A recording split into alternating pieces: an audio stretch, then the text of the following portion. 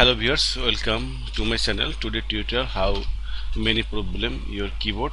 When this keyboard your problem, at first you go to text bar and you are going to text bar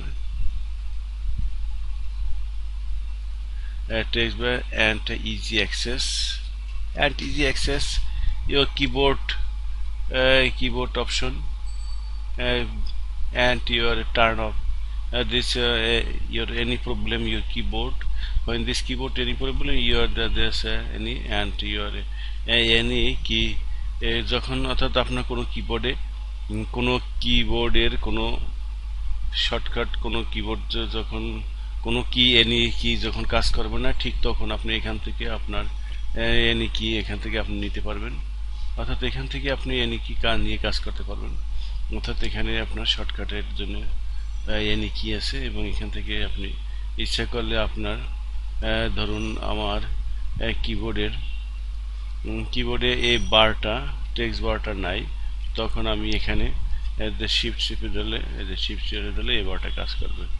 ঠিক আছে, অর্থাৎ এভাবে আপনি আপনার কম্পিউটারের যদি কোনো এনি কি কোনো কি কাজ না করে সেই ক্ষেত্রে আপনার কোনো শব্দ যদি কোনো কাজ না করে সেই ক্ষেত্রে আপনি সেটা এভাবে আপনি আপনার কিবোর্ড থেকে কাজ করতে পারেন।